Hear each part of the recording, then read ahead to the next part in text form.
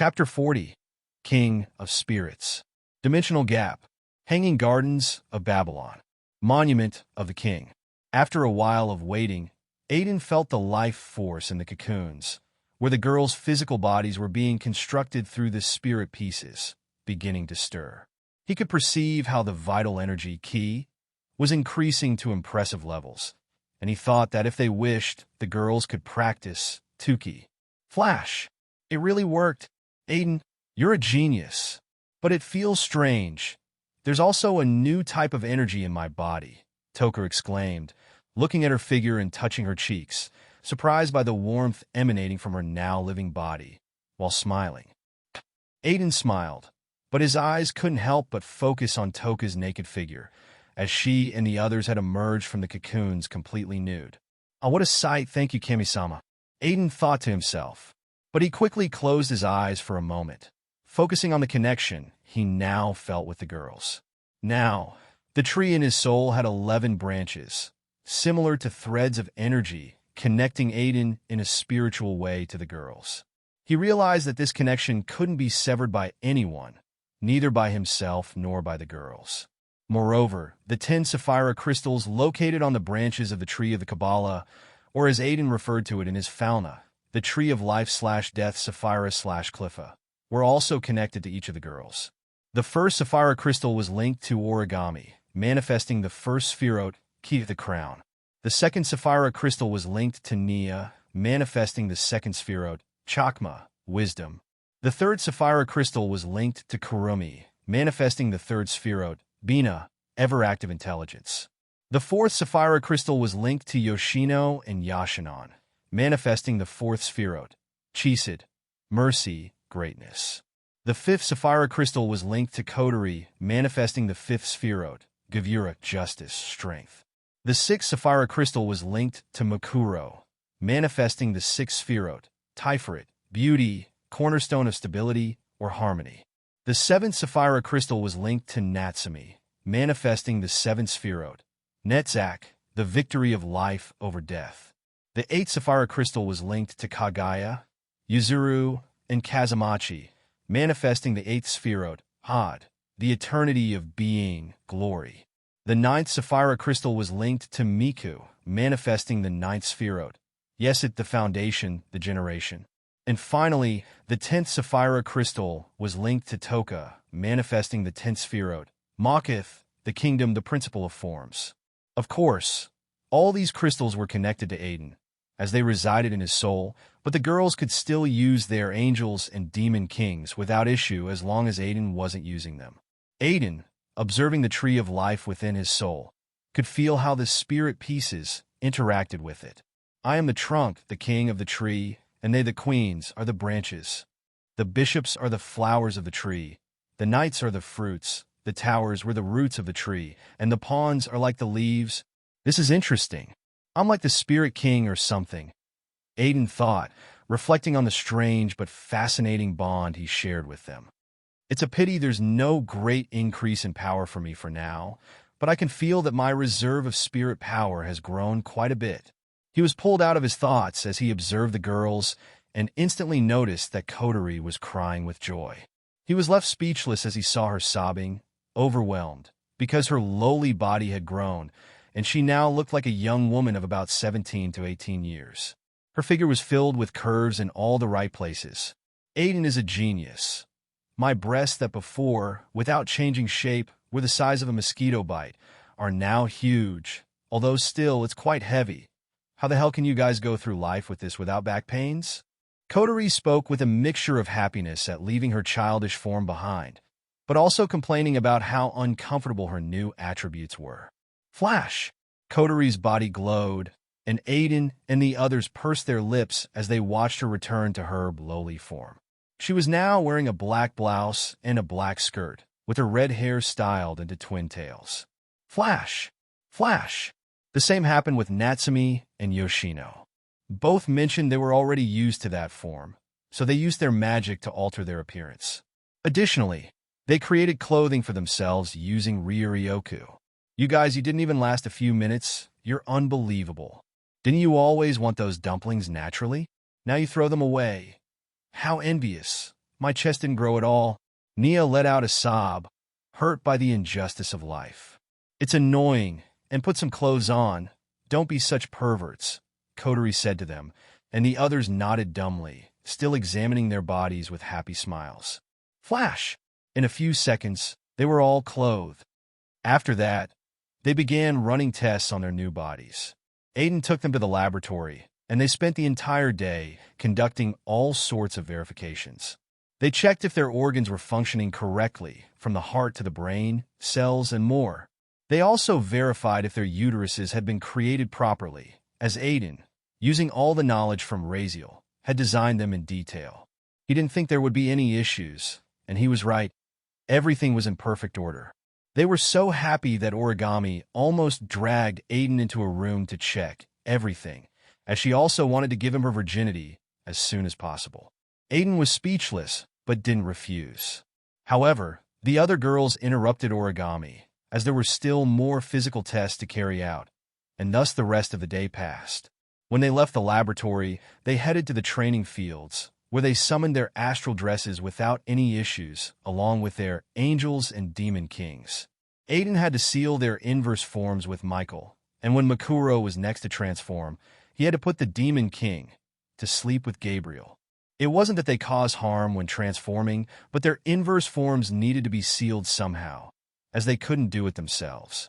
The same applied to Aiden. Perhaps in the future, they might learn how to do it now that they have physical bodies and produce their own Ryuryoku, spiritual power, and Marioku, dark spiritual power. Anyway, after training for a while with their angels, Natsumi and Nia tested their spells created through the Kabbalistic formula, pushing their brains even further. There were no issues, and they even said that everything was easier now. Then, they tested the benefits of the Queen Piece, which granted increased strength, speed, and magical abilities. The boost wasn't significant, but at least it was something. For beings of such power, at the level of gods, a small increase wasn't very meaningful, but any benefit was always welcome. Additionally, they no longer depended on Aiden's spiritual energy and magical power to fight. They generated their own power, which was a great advantage. With physical bodies, they also unlocked a new power system, life energy key, which turned out to be another significant benefit. Thus, the day passed until night fell in the human world, and they concluded their activities. Before leaving their base, Aiden left some chess pieces on the king's monument to turn them into spirit pieces. That night, Makuro, Nia, Kurumi, Miku, Toka, Yuzuru, Kagaya, Origami, Kotori, Natsumi, Yoshino, and Yashinon snuck into Aiden's room, but they didn't do anything mischievous. They were feeling sentimental. They just wanted to sleep with him. Dimensional gap. Hanging Gardens of Babylon. Laboratory. A day later, Aiden was back in the laboratory, fully immersed in studying and researching the construction of sacred gears. He had made significant progress. In fact, he had already created the first ones. He used the 5 twice criticals and reverse engineered them, then repeated the process with twilight healing. Now he had enough data to create his own sacred gears. How had he achieved it so quickly? Literally, he had hundreds of clones helping him, along with thought acceleration plus independent parallel thinking, plus the accelerated laboratory, which made time inside the room flow much faster. In the normal world, only about 12 hours had passed since Aiden entered, but in the laboratory, 12 days had gone by. Although it wasn't much compared to the hundreds of years it took Azazel, Aiden couldn't help but feel proud of his progress. The magic analyzed was a cheat, and the spells assisting Aiden were also cheats. Development skills like Blacksmith S and Mystery S were another type of cheat. It was as if everything around him was designed to make things easier. It's been 12 days since I've seen my girls. I miss them. Should I go out now? Anyway, I've already finished the research and the 3 sacred gears I wanted. I just need to travel to my previous world, Alicia and Steel. Ask those 3 spirits to come with me. Aiden murmured as he looked at the 3 cores on the table in front of him. He picked up the first one, a red core resembling a heart about the size of a hand. A core made for Salamander with Draeg's flesh extracted from 5 twice criticals. This core also absorbed a lot of spiritual power from camel for over 1,000 years in a separate space where time was accelerated, he murmured while playing with the core. He thought it would be perfect for Salamander. As for what to do with this independent avatar type, Sacred Gear, his idea was to give it to Ravel, as she had shown interest and Aiden liked her too, though he didn't love her yet. But well, romantic love often started with liking, right? He knew Ravel's father probably wouldn't agree with his daughter, a pure-blood devil, being with a human. But Aiden planned to have a serious conversation with him. He would offer this Sacred Gear, with the potential to become a Longinus, as proof that marrying his daughter to him wasn't a bad idea, even if he was a human. Aiden looked at the other two cores. These he had made especially for himself, as the abilities of the two spirits he planned to bring were quite powerful and cool, with the potential to easily become Longinus. The first of these cores was made from materials derived from beasts with lightning or thunder attributes. Aiden fused them with condense, creating a high-quality core, and then placed it in an accelerated chamber for 1,000 years, absorbing the spiritual energy of Raphael. Leo Pemptos, Regulacerum, the Golden Lion, will be a force to be reckoned with, Aiden said with a smile. Controlling electromagnetic energy would be a formidable skill. And since it was going to be an independent, Sacred Gear avatar, it would be like having a very powerful ally that he wouldn't even need to manage directly. Aiden stored the Salamander core and the Regulacerum core, then looked at the last one. This one had been the hardest to build, not just because it was extremely expensive, but because the sheep's ability was too good to leave out despite the cost. Thousands of materials, thousands of mithril ingots, thousands of adamantite ingots, and countless other super durable materials to create this core. But well, the adamantine divine sheep, Mesarthematimus, is powerful enough to justify all of this. Besides, it's cool and part of the spirits of the zodiac constellations. I'm not looking for the others. I don't know if they've already reincarnated. Aiden murmured thoughtfully. Mesarthematimus, or Aries Prote, was a sheep with the ability to manipulate diamonds. In Aiden's opinion, its ability to reflect attacks was absolutely overwhelming. With the technology he had developed while researching these sacred gears, he had also managed to create his own version of the balance breaker, something entirely independent of the celestial system, along with a transformation beyond the balance breaker, which he called spiritual assimilation. With it, the terrifying adamantine divine sheep would become even more powerful, capable of withstanding continent-level attacks. And the best part was that most attacks could be blocked and reflected. Of course, there were some overpowered abilities that could harm it, but against 99% of beings, it would be more than enough. Moreover, being an independent avatar, Sacred Gear, it would be like having a super ally guarding his back. While Aiden was lost in thought, planning his short trip to the spirit world to bring back these three spirits, something interrupted his concentration. A long strand of blonde hair appeared before his eyes, and Aiden looked up to find Makuro staring at him intently. "How long have you been there?" Aiden asked, feeling slightly uncomfortable. Makuro brought her hand to her lips, tilting her head with a thoughtful gesture. After a few seconds, a mischievous smile appeared on her face as she solemnly said, according to Nushisama's words, thousands of materials, thousands of mithril ingots, thousands of adamantite ingots, along with countless other super-durable materials to create this core. Her voice was a deliberate attempt to mimic him perfectly, though the playful sparkle in her eyes betrayed how much she was enjoying herself. "All right, it seems you've been here for a long time. This is a bit embarrassing," Aiden muttered as he stored the cores in the Gate of Babylon and approached Makuro, walking around the tables full of strange tools. Makuro frowned slightly, her eyes shining with a mix of concern and reproach.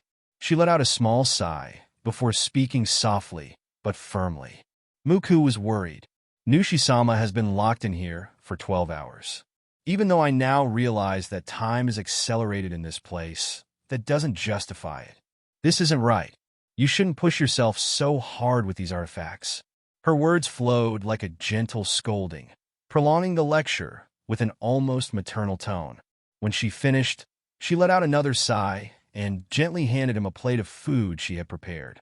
"It's already dinner time in the outside world, Nushisama. So, eat please." Aiden sat at a table, and began eating, while Makuro took a seat beside him. After a while, Aiden shared his plans to take a short trip to Alicia and, at the same time, to the spirit world to bring the three spirits. Makuro nodded and thought for a moment. Do you want to come with me? Either way, I'm going to the spirit world and will return quickly, but if you want, we can have a date there, like in the old days, Aiden proposed, smiling slightly. Makuro responded with an equally bright smile. Omo, Muku will accompany Nushi-sama. She's also curious to see how that child performs against the phrases, Makuro replied, as Aiden pondered for a moment. It should be fine. We literally wiped out most of the powerful humanoids, the high and mid-ranked ones. The lower-class ones, which are the ones in large numbers, shouldn't be a problem. With all the knowledge I left to Mochizuki Tuya, there's nothing to worry about, Aiden said, while continuing to eat, convinced that everything was under control. After finishing his meal, Makuro wiped Aiden's mouth with a handkerchief, and they began talking, enjoying the moment's tranquility. Nushi-sama. Now that Muku thinks about it, she can feel that our spiritual energy has improved. There's more of it, and it's much more refined. Moreover, we're more connected than when we were one. Could it be because of the tree of life that merged with the King's Monument system? Makuro asked, as she could sense a strange closeness to Aiden, besides noticing that his spiritual power had become more refined, much better than when she was a ghost. Aiden thought for a moment and tried to explain it as best as he could. You're right. Something strange happened. The tree of life in my soul fused with the system of the King's Monument and the spirit pieces. Now that you all have physical bodies, you've become stronger. As a result, my spiritual energy has increased both in quantity and quality. And the same happens in reverse, since by improving myself, you all improve as well. It's as if I used to be a 100, and now I'm a 110. Although it's not an explosive increase in power, it's still a significant advancement, Aiden explained with a somewhat strange tone. Then, Aiden began to talk about how he, the king, acted as the trunk of the tree, while they, the queens, were the branches.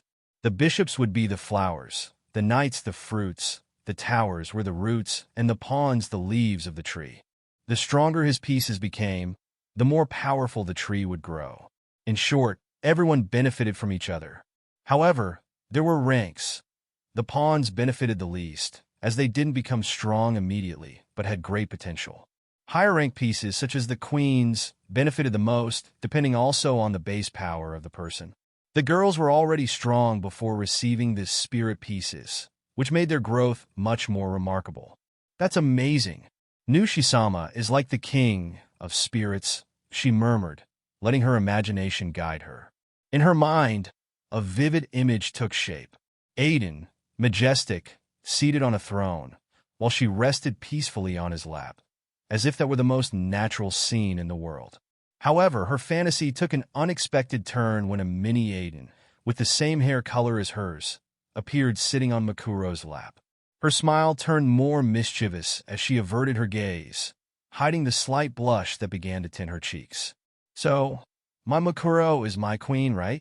Aiden said, lifting her chin with a gentle smile.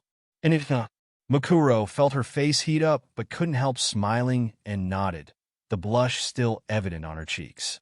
Aiden, sensing that the atmosphere was charged with a special energy, led Makuro to a room. Since time was accelerated there, they could enjoy moments together without worrying about the passage of time. Moreover, Makuro was a virgin in this body, which made Aiden want to give her a unique and special moment alone. Aiden gently laid Makuro on the bed, stroking her head tenderly. Please be gentle with Muku, she whispered, as she felt Aiden's warmth close by. Aiden, feeling the emotion and affection, was incredibly gentle. The words, though many, could never accurately describe what happened in that room, where time seemed to dissolve, accelerated and transformed into a unique memory for both. End of the chapter. A/N. The next chapter will be a trip to Alicia, where we'll return to kidnap 3 spirits. After that, I might take a stroll through Tuya's kingdom with Makuro. By the way, what do you think about Aiden being a king of spirits and also the trunk of the tree? I want to highlight that the idea of Aiden being the trunk and the girls the branches came from a reader's comment at Turnkey Fish. Although I developed the idea according to my plans, it might not be exactly what he envisioned, but I think it didn't turn out too bad. Here's an image I found of Makuro that I really liked. Image. Really? Thank you for your suggestions and for continuing to read my story. Chapter 41. Omake I. Canon. This takes place approximately 5 days after Tuya founded his nation in the original material. From this point on, there may be several differences from the original work due to Aiden's actions during the 100 years he lived in Alicia, but don't worry, I'll explain it in a way that won't be confusing, alright? There might be some plot holes, but that's not the most important thing. This chapter is simply to ensure it doesn't feel strange when the protagonist arrives in this world in the next chapter. World of Alicia. Duchy of Brunhild. Royal Palace. Tap, tap, tap. The sound of light footsteps echoed in the hallway. A girl with white hair styled into twin tails and golden eyes stopped in front of a window. Her gothic dress, predominantly black, and the small fairy wings on her back stood out in the surroundings. She sighed softly. Her name was Lean, a 612-year-old fairy who, due to a peculiarity of her race, had not experienced normal physical growth during her adolescence. Thus, she was trapped in the body of a little girl, which she found quite annoying. She recalled a certain white-haired, golden-eyed friend who used to tease her jokingly about her appearance, and she couldn't help but click her tongue. Aiden, it's been 90 days since he left. Has he reached the place he wanted? Will he come back to see me? She sighed again, as she began walking down the hallway, with her teddy bear, Paula, following her gently. Aiden had given her that teddy bear, which, thanks to Lean's null magic called program, came to life and could move as if it were real. Paula was one of the masterpieces created by Aiden and Lean during their free time. The story of how Lean and Aiden met was interesting. Approximately 95 years ago, Aiden appeared in the fairy forest, seeking to study fairy runes to create his own Kabbalistic formula. That was where they met, and over time, they became great friends. In fact, their relationship never turned romantic, despite spending so much time together. Aiden had even passed on his Kabbalistic formula to Lean so she could protect herself. Lean wondered if she should have confessed to Aiden. Maybe if she had, he wouldn't have left her behind in this world and would have taken her with him. Given Aiden's fame as the immortal hero, liberator of Slavs, and many other titles still spoken in his honor, it was likely that the fairy tribe wouldn't have opposed her marrying him. Besides, Aiden got along well with them. Aiden had told Lean so many things. About his origins in another world, about the phrase and the destruction of worlds, and about his long absences when he ventured into the dimensional rift to fight. It was also Lean whom Aiden had tasked with training Mochizuki Tuya to be the next protector of the world.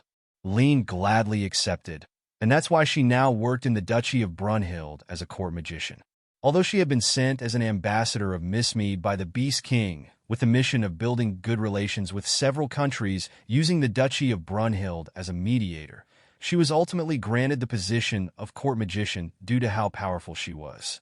Since Aiden and the others were gone, Lean was considered the most powerful magician in the world. Paula, do you think Aiden left me here with all the world's problems? Even though the world isn't as dangerous anymore thanks to his achievements, leaving me here, stranded, is too much. If I see him again, I'll tell him exactly what I think. Lean complained, voicing her frustrations to the teddy bear, which, as always, responded cheerfully, as if telling her Aiden would return. That cheered her up a bit, and she continued her way to where Tuya and his fiancée spent their time together. She had to inform them that a phrase had appeared. Lean could easily take it down, but Aiden had asked her to train Tuya, so she would let him face the phrase. If he couldn't handle it, then she would step in, but Lean trusted that Tuya would be able to defeat it. According to Aiden, Tuya had great potential as a being created by God upon reincarnation. Aiden had told her almost everything about him, as their relationship was close, even more than anyone could imagine. It was curious how, despite all the time they spent together, their relationship never developed beyond friendship. Lean entered the room and saw Tuya sitting next to a green silver-haired girl. She watched them silently as they openly flirted with each other. Tuya handed the girl a ring with a shy smile, and the girl, named Lucia Ray Regulus, blushed instantly. Lean cursed internally and, with a hand dramatically placed on her forehead, whispered to herself, "Oh, youth, curse me." She thought that if she ever saw Aiden again, she wouldn't hesitate to tell him what she truly thought. In fact, she was creating a spell to imitate the connection Aiden seemed to have with all the girls and to connect herself as well so she wouldn't be left out anymore. Lean's sad sigh didn't go unnoticed by Tuya, who looked up and greeted her. "Hey, Lean." "Lean Summa." Lucia also greeted her, bowing respectfully, as Lean was well known as a close friend of the immortal hero, Aiden. Most people treated her with respect, and everyone tried to gain her favor. Additionally, as a powerful magician, her name was feared. "What did I say about calling me Lean Sama, girl?" "Just call me Lean," Lean replied indifferently. But you are—" Yes, friend of Aiden Avalon, I know. "It doesn't matter, call me Lean, unless it bothers you," she responded, visibly annoyed. "Yes," Lucia answered timidly, noticing that Lean didn't seem too happy about being referred to as merely Aiden's friend. In reality, there were many rumors about how Aiden had left her behind, disappearing for years without leaving any trace. "She's an unrequited love," Lucia thought, but as soon as her eyes met Lean's, the latter shot her a sharp glare. "You're thinking something rude about me, aren't you?" Lean said with a smile that made Lucia feel uncomfortable. "No, Lean is mistaken. I was just thinking how wonderful the stories about you and Aiden Avalon Sama are. They say your love was very pure." Lucia tried to clear any unwanted thoughts from her mind. Lean, surprised for a moment, laughed softly and then, without giving it much importance, turned her attention to Tuya.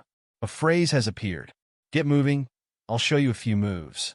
And if you want, you can bring your fiancés along as well," Lean said as she settled onto the sofa, with Paula, the teddy bear, sitting beside her. "A phrase again? Haven't we defeated more than 10 in the last month?" Tuya asked, looking at Lean with a mix of exhaustion and confusion.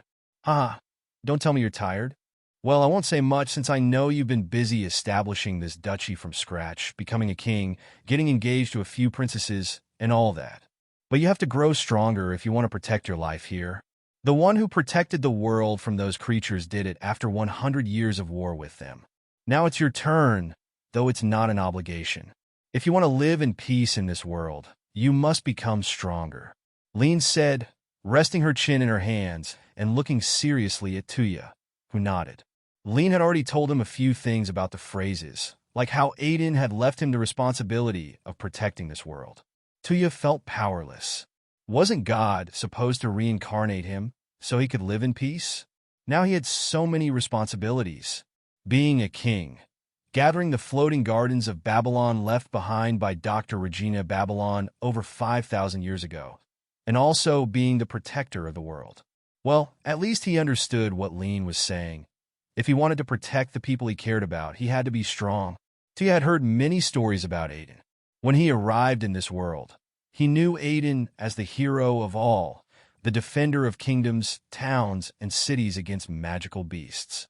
Moreover, Aiden was recognized for his many achievements. The strongest adventurer in the world, the liberator of slaves, the closest friend of the fairy race. There were also lesser-known stories, but those were the most important ones. He was believed to be an elf, a fairy, or perhaps the child of spirits, as he didn't age at all. He was also famous as a dragon hunter, having slain many legendary dragons such as Fafnir. However, the most well-known legend about Aiden was his mysterious disappearance, as he sometimes vanished for years. When Tuya arrived in this world, he didn't know the reason for these disappearances.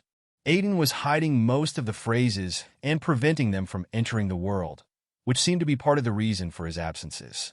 It was then that Lean revealed to him that Aiden was the one protecting this world, and Tuya held him in high regard. Furthermore, Lean told him that Aiden was also Japanese, which made Tuya feel even closer to him. So, with that knowledge, he took on Aiden's role seriously. Lean had taught him many spells and guided him in his search for the gardens of Babylon. It wouldn't be wrong to say that Tuya considered Lean his master. Can I ask something? Lucia's voice snapped Tuya out of his thoughts. As long as I can answer, Lean replied, without taking her eyes off Tuya. Lucia nodded, looking between Tuya and Lean. What exactly are those things? Lucia didn't know much about the phrases, as she had only recently become Tuya's fiancée. Lean looked at her and, with a sigh, explained. Just think of them as parasites that want to destroy our world. Lean responded somewhat lazily, as if she didn't feel like giving a long explanation. Hey, explain the whole story, or at least what I know. Don't be so lazy. Tuya, feeling a bit helpless, gave Lean a pointed look.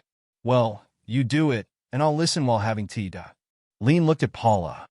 Paula, can you make me a cup of tea? The teddy bear nodded, and after a while, Lean was sipping her tea while listening to Tuya explain what he knew about the phrases to Lucia. During that time, Tuya's other fiancés arrived. Lean's Siluesca and El Siluesca, twins, Ye Kokono, and Yamina Ernia Belfast. After Tuya finished explaining, Lucia more or less understood the story of the phrases and their purpose.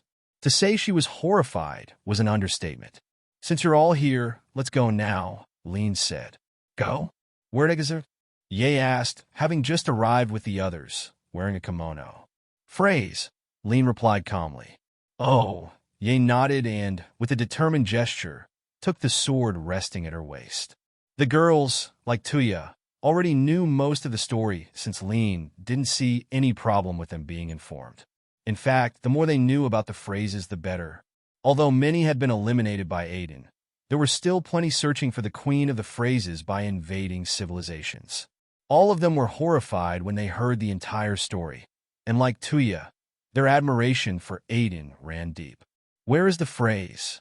Is anyone in danger? Shouldn't we hurry? Els asked worriedly. Yes, Tuya looked at Lean. Shouldn't we go? Although, seeing how relaxed you are, that phrase is probably far from any intelligent life. Yes, it's in the desert, a great distance from the kingdom of Belfast, Lean replied as she rose from the sofa. Tuya and the others nodded, but they couldn't help wondering how on earth Lean could know there was a phrase so far away. Should we use Francesca's floating garden to get there faster? Tuya asked, looking for an efficient way to travel. The Gardens of Babylon, the impressive structures created by Dr. Regina Babylon, were divided into 7 parts. Garden, workshop, alchemy lab, hangar, wall, tower, library, warehouse, and research lab. Each section was protected by various androids and intelligent life forms that Regina had left behind. At this moment, Tuya only owned 2 parts, the garden and the workshop. He wanted to use the garden to travel faster, as it could fly through the sky, but Lean shook her head and, without saying more, stomped on the ground. Immediately, a magic circle appeared beneath them. There's no need to complicate things. Just use teleportation. Let's deal with this quickly and be done with it, Lean said, and in the blink of an eye, they disappeared from the room. In the desert, moments later, Lean watched as Tuya and his fiancés worked as a team against a mid-rank phrase, a mana-shaped creature flying in the sky and firing beams of light. Bang! Flash! Lean observed attentively as Tuya created a mirror using spatial, ice, and light magic, skillfully reflecting the beams of light back with double the power. Bang! The beam struck the phrase but failed to destroy its core. Close. To think Aiden used to face millions of these at once. Lean murmured as she manipulated the wind with magic, creating a shield for herself and Paula, since the long-range battle was kicking up a lot of dust. She watched as Tuya skillfully summoned a sword from his spatial magic, increased its weight, and made it vibrate at high speed to enhance its power. Slash! With a quick motion, he delivered a crescent-shaped slash, instantly defeating the mana-shaped phrase. Well, that's acceptable, I suppose, Lean muttered. I can also tell he's holding back, so his fiancés can gain experience. In fact, they grow stronger while they're with him. Aiden mentioned something about this. God's love? Or something like that. As Tuya awakens the divinity granted to him by God, the love he feels for his loved ones will make them permanently stronger. What an illogical thing. But well, it's something peculiar to the gods, so I won't think too much about it. Lean sighed and approached them. She also thought she should speed up the pace at which Tuya was gathering Regina Babylon's inheritance. According to Aiden, the doctor had built giant combat robots called frame gears, which could even be used by ordinary people. That would be a great help. Additionally, it wasn't as if the phrases were going to invade in massive numbers, as Aiden had already eliminated most of them. Not counting that guy, Indy, the lover of the queen of the phrases, who was also helping to resolve the situation. How was that? Though it's not like I can do much against just one. I think it's more productive to hunt high-rank magical beasts or simply study more spells or train with you, Tuya said, scratching his head as he took out his phone to check where the magical beast he remembered was located. Yes, Tuya, I'd rather train with you, but I also know we need to take care of these creatures, or they'll cause problems. Though I can feel myself growing stronger.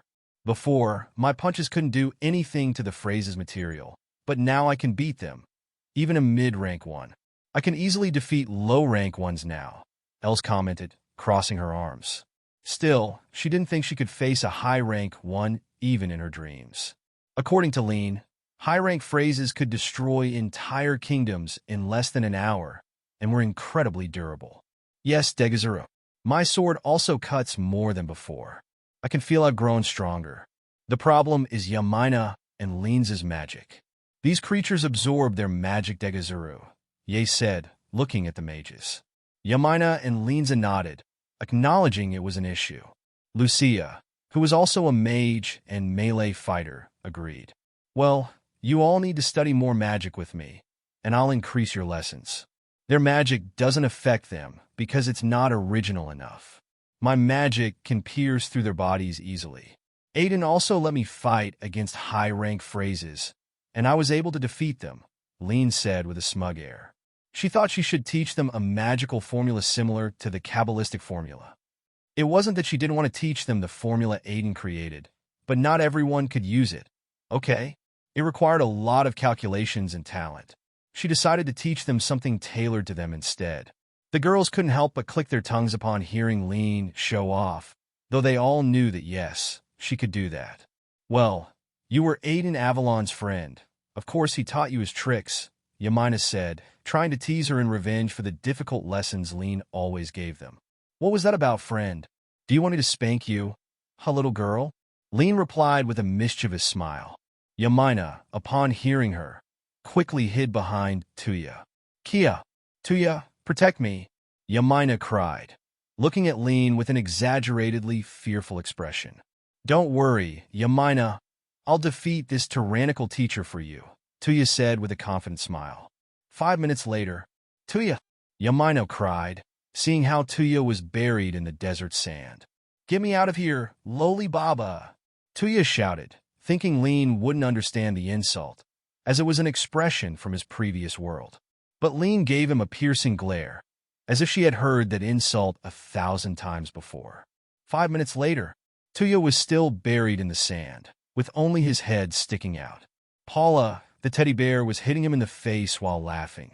Yamina, Lucia, Els, Linza, and Ye watched the scene helplessly. After pulling Tuya out, they were about to leave, but suddenly a crack appeared in the air. Crack! From there emerged a giant phrase in the shape of a whale, which looked at the group while gathering white light in its mouth. What is that? How is it so big? Yamina screamed, her eyes wide open. A phrase! Tuya immediately grew serious, connecting the dots quickly. He knew this was a high-class one. The girls panicked, but Lean remained calm, touching her lips with a slight smile on her face. Who would have thought one of these was still roaming this world? Could some humanoid have envied it to cause trouble? Though they were unlucky to send it right in front of me, she murmured, evaluating the situation with chilling composure. Flash! The phrase fired a beam of energy toward the group. Lean quickly activated her cognitive acceleration and synaptic restoration, speeding up her mind to calculate every detail, while her independent parallel thought activated, dividing her consciousness to analyze everything at once. Lean, protect them, Tuya shouted, his magical power and a small fraction of his divinity activating instantly. Lean glanced at him from the corner of her eye. With her accelerated mind, she considered letting him fight while she protected the girls, but she ultimately shook her head internally, snapping her fingers decisively. Flash! Magical circles with Kabbalistic runes appeared beneath the group, except beneath her. Then, she raised her hand and, as if recalling a memory, envisioned a portal. She remembered how Makuro used his ki to perform these spells and smiled with a hint of nostalgia. She pronounced the name of that move, even though it wasn't hers. Latibe. As soon as she spoke, a distortion appeared in her palm. At the same time, Tuya and his fiancés were teleported a great distance away, though they could still see what was happening. Bang! The beam fired by the whale-shaped phrase struck the spatial distortion. But the portal absorbed the beam in the blink of an eye. Lean snapped her fingers again, and more spatial circles appeared as she connected that portal to another. In the sky, another portal opened, and from it emerged the same beam from the phrase, at an astounding speed. It struck the monster's body directly. Boom! A massive explosion, at least 100 meters in radius, lit up the desert. Tuyo understood what had happened, but his fiancés, still stunned, didn't know how to react. The dust settled, revealing the phrase, whose crystal half had disappeared, but was already beginning to regenerate at an alarming speed. Tuya swallowed hard, but then he heard Lean's voice in his ear, clear and cold. I'll show you a spell Aiden taught me. He named this spell after a spear from a myth in his previous world. Perhaps you'll recognize it. Just as she finished speaking, Tuya saw Lean rise into the air, looking down at the phrase with a defiant smirk. With an almost supernatural calm, Lean extended her right hand toward the monster. A divine spear, a magical circle appeared in her palm, and a transparent spear emerged, vibrating with energy. A miniature sun, the spear ignited, enveloped in Kabbalistic runes dancing around it, shining brightly. The tip was the embodiment of destruction. The spear's tip turned crimson red, as if it were the very essence of annihilation. Design of devouring field at the tip to disintegrate the atoms of any obstacle before impact, facilitating penetration. More magical circles, even more complex, began to appear in front of the spear, enhancing its power. Integrate ballistic calculations so the spear maintains a perfect trajectory and a speed that defies space-time resistance. Lean completed the spell's creation, but a wave of nostalgia washed over her as she recalled the chant Aiden had crafted for her. Why did you leave me behind, you idiot? She thought with some regret, but at the same time, determination filled her chest. Without hesitation, she chanted the spell firmly. Know the mercy of the King of Gods. With a single blow, I will bring extinction. Be reduced to ashes. Vasvi Shakti, the divine spear, charged with devastating power, launched toward the phrase with such incredible speed it seemed to tear through the air itself. Whoosh! The shadows cast by the spear were long and fiery, and the ground trembled under its imposing presence. The air around it vibrated with overwhelming intensity. What was all the group could manage to say, staring at Lean with wide eyes. From that distance, they could even feel the heat of the spear, despite the barriers Tuya had deployed. Boom! A deafening explosion erupted, followed by a column of flames that took the shape of a spear embedded in the desert ground. The phrase, which had once threatened the group, was completely gone, disintegrated from existence. The impact left a gigantic crater in the earth, a scar from the spear's power. Tuya stood paralyzed, speechless, watching in complete astonishment. Yamina, unable to believe what she had witnessed, thought she might still be dreaming. The same went for the others, who couldn't process what they had just seen. Cheer! Paula, however, was the only one who showed enthusiasm, clapping fervently as she looked at Lean, clearly impressed by the magnitude of her power. That day, it was as if they finally understood what Lean and Aiden's magic truly meant. A power so overwhelming that even their minds couldn't fully grasp it. Avalon residents. 36 days had passed since that incident, totaling 126 days since Aiden had left Lean and Alicia. At that moment, she was at the Avalon residence, reclining on Aiden's old bed, wearing only underwear, hugging the pillows he used. This house, which had once belonged to Aiden, had been her home since he and the girls left. Aiden had given her permission to do whatever she wanted with the residence, and without that permission, she wouldn't have even known where it was, as the spells cast by him, Nia, and Natsumi protected it. Lean murmured softly, her tone gentle, yet contrasting with the coldness of her words.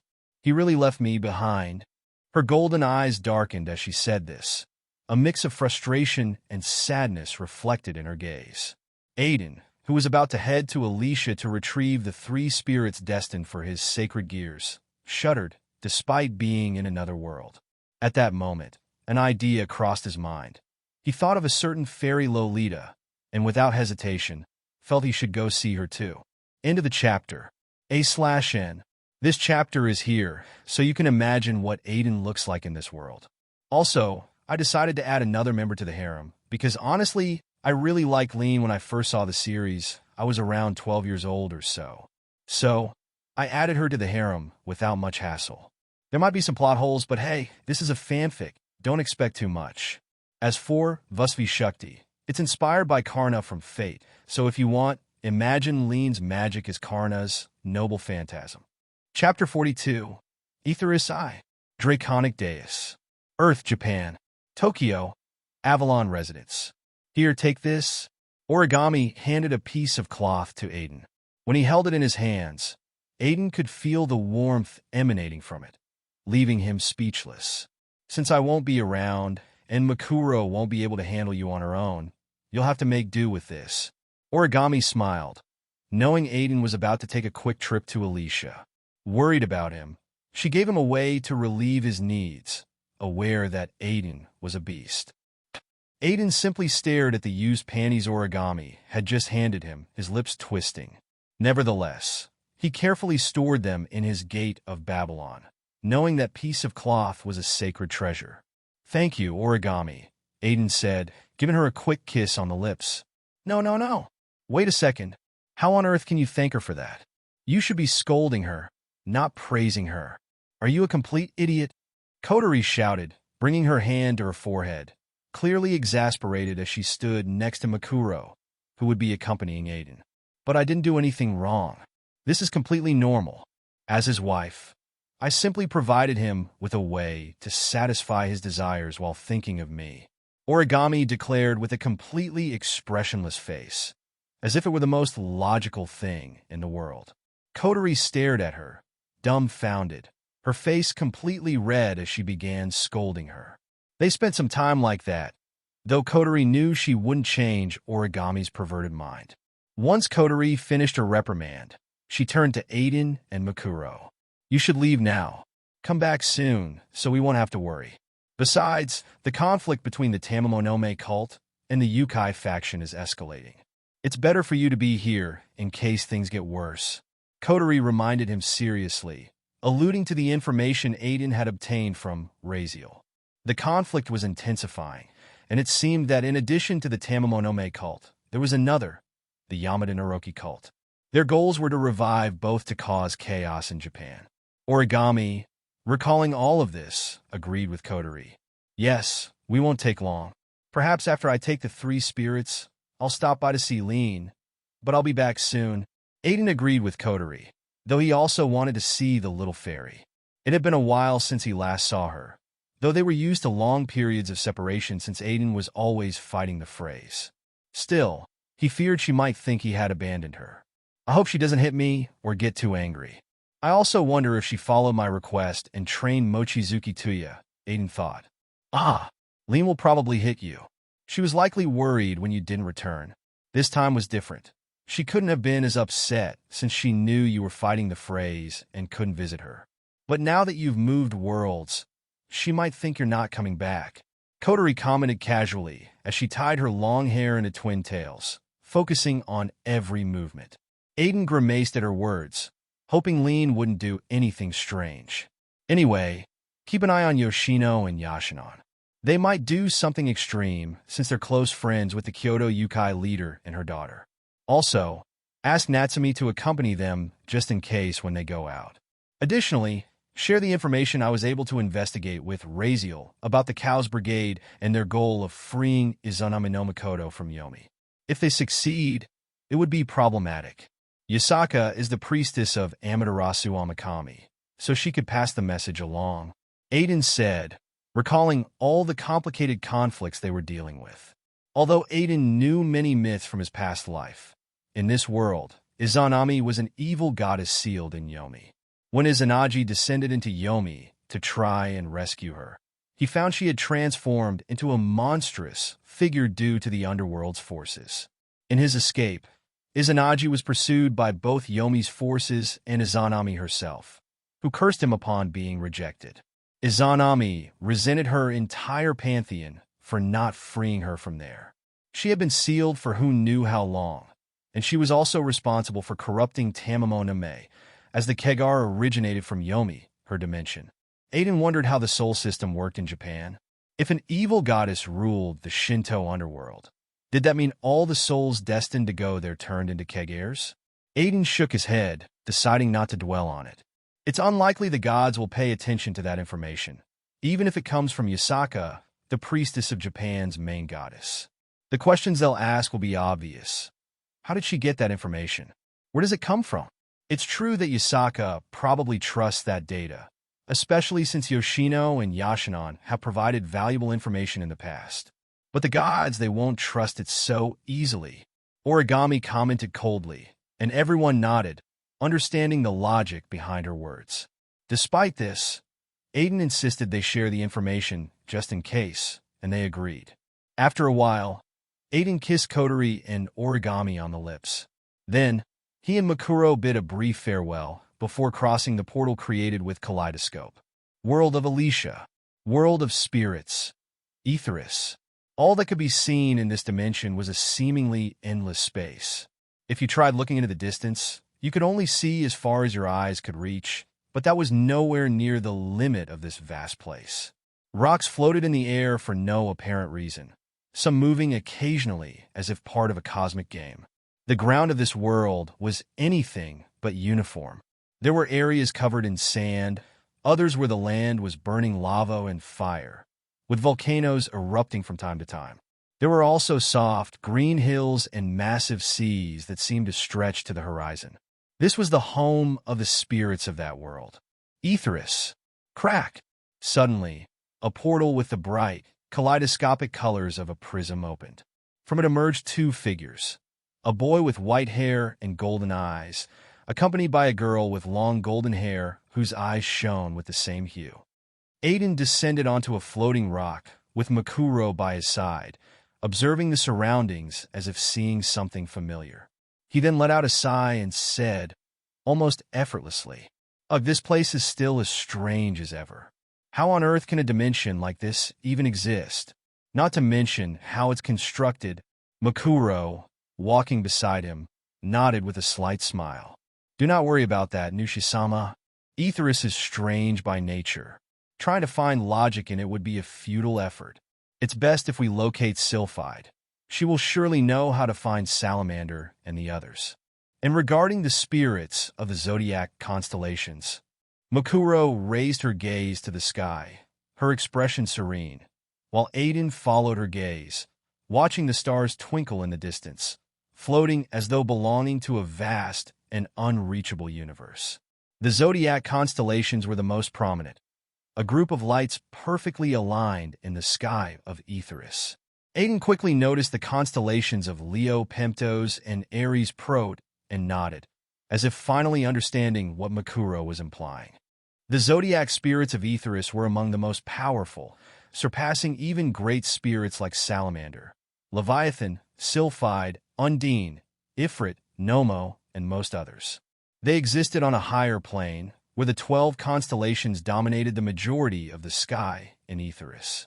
Curiously, when a zodiac spirit perished, they always reincarnated in their original form, which was an advantage over other spirits that could reincarnate into anything else. Sylphide, for instance, had mentioned that in her past life, she had been a beautiful humanoid woman, but in this reincarnation, she transformed into a tiny fairy the size of a hand.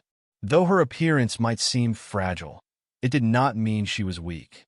In Aetherus, her power was comparable to that of a mid-tier god, a match for a deity from Draconic Deus, in terms of spiritual power. However, this power weakened significantly outside the spiritual world of Aetherus, as the material world lacked the same density of spiritual energy. This was one of the reasons many spirits died when summoned to the material world, though in truth, they were rarely summoned, as mortals generally preferred not to bother them. Ironically, the spirits in Aetherus longed to be bothered. The truth was, this place was quite dull, with only other spirits to interact with. After living here for millions of years, it was natural for them to grow bored. And that Aiden thought was something he would exploit to bring them out of here. First, let's summon these two. As for the other Zodiac spirits, why bother them? I don't even have sacred gear cores to bring them along. I only managed to build 3 for the ones we're here to retrieve. With these words, Aiden let his spiritual power surge, releasing a wave so intense that certain great spirits sensed it from afar, turning their attention toward him. A small fairy, who had been playing with some lower-ranking wind spirits, looked up and, noticing the phenomenon, bid them farewell and sped toward the location at supersonic speed. Returning to Aiden, he concentrated all his spiritual power, directing it toward the constellation of Leo Pemptos as if calling out to an old friend. After a few seconds, the constellation of Leo Pemptos shone brightly in the sky. A small golden flash, like a lightning bolt, crossed the darkness of space and descended rapidly, bridging the distance to strike the floating area where Aiden and Makuro stood. Bang! The explosion of light and lightning began to take form, transforming into an imposing golden lion about 7 meters tall. Its crimson-red eyes slowly opened, and it roared at Aiden and Makuro, who smiled as if greeting an old acquaintance. Leo Pemptos, the golden lion, Regulasarum, answers your call, the lion said majestically as it stood tall, then gave a slight smile and approached Aiden and Makuro.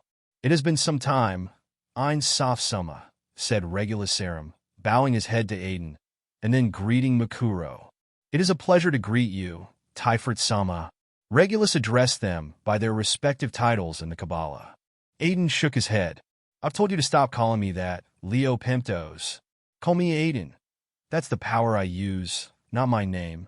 And yes, it's been a while, about 2 years since I last came to Aetherus. Aiden scolded, and the lion nodded with an ironic smile. Call Muku by the name Nushi-sama gave her, Leo Pemptos, Makuro added, pouting slightly. Yes, Aiden-sama, Makuro-sama, Regulasarum responded respectfully.